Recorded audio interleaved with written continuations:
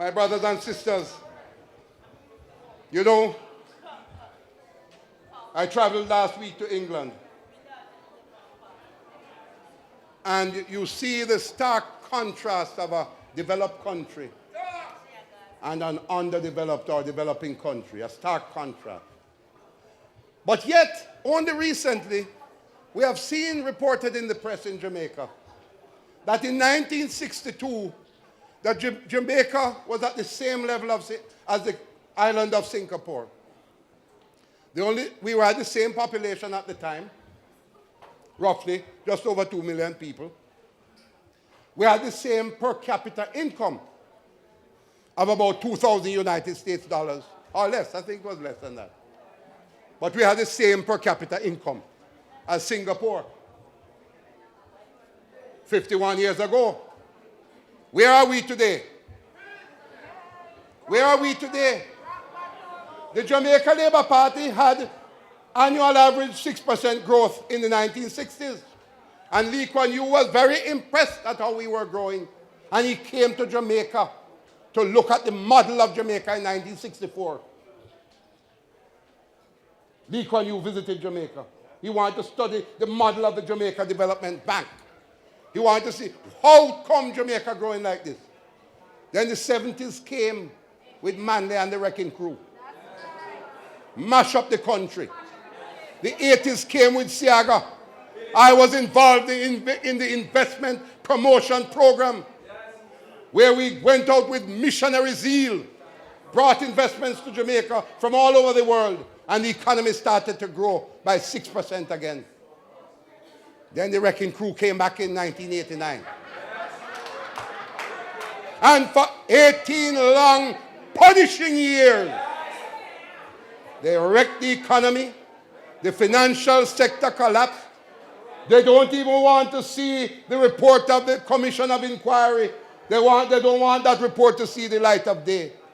Right now, Labour Party came back in. And in the middle of the worst global crisis we have seen in 80 years, Manayard kept the dollar stable for over 2 years.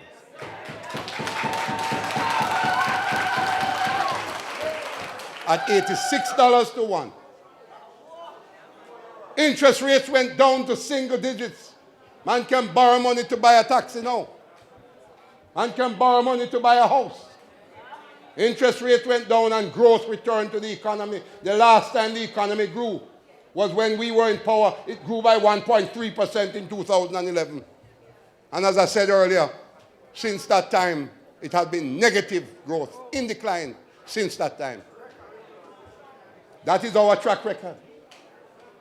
And we can do it again. But ladies and gentlemen, in order to do it again, we're going to have to win.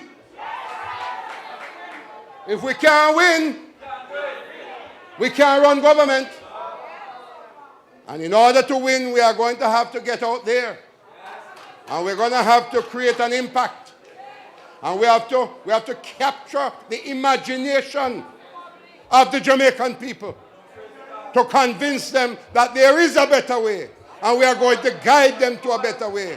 And because we want to become a Singapore that today we are only 5,500 US dollars in per capita income, but Singapore is 60,000 United States dollars per capita income, and it's 5 million people are there now.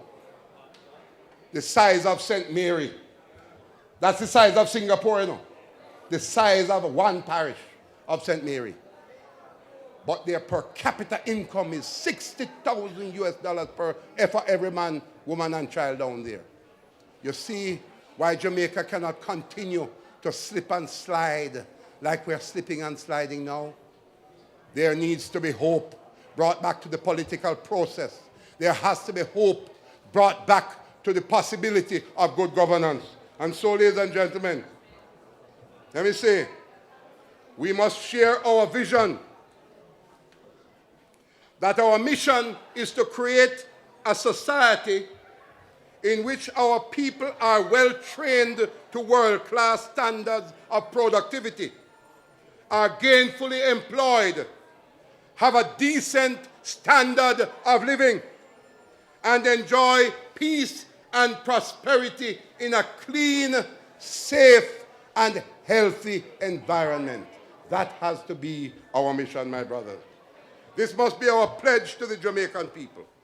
To fulfill this pledge, we must recapture the imagination of the Jamaican people and leave no stone unturned. A good friend of mine, a member of the Gideon Society, he says, we must leave no unguarded place.